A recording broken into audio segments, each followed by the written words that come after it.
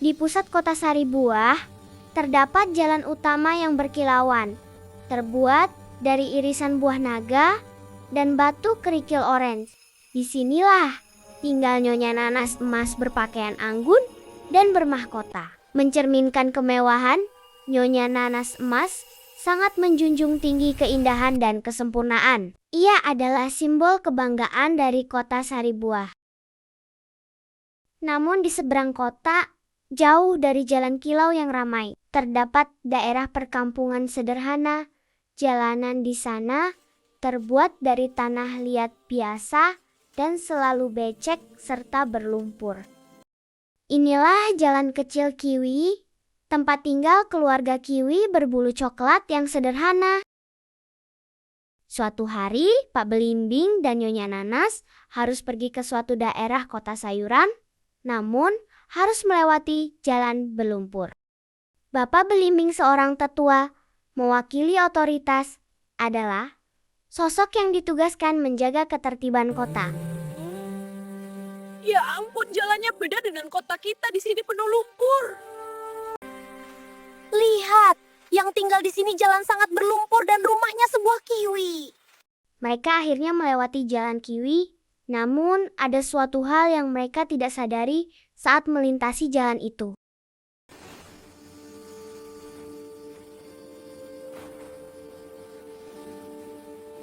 Suatu pagi, kota dikejutkan oleh berita buruk.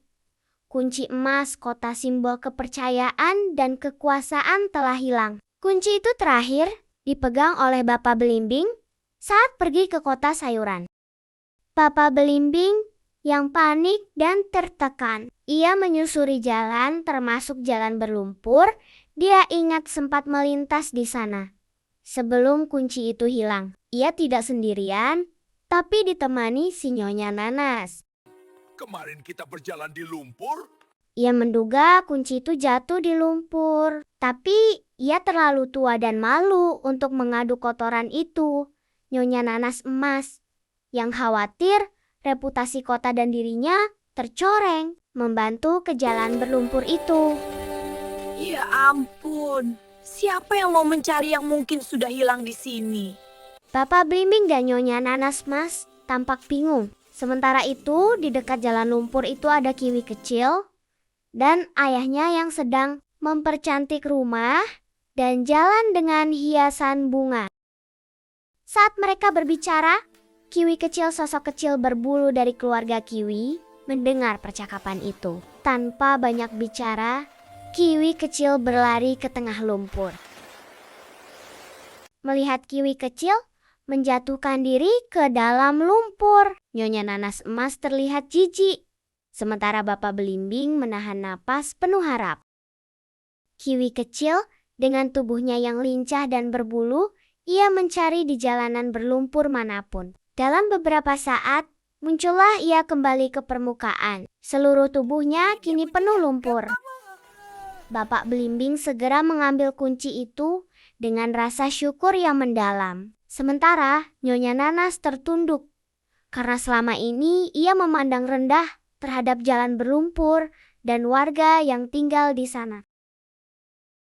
Ternyata saat hari di mana Nyonya Nanas berbicara tentang jalan dan rumah Kiwi, Kiwi kecil mendengar dan tampak sedih, namun ia tidak membalas keburukan itu. Tidak usah sedih.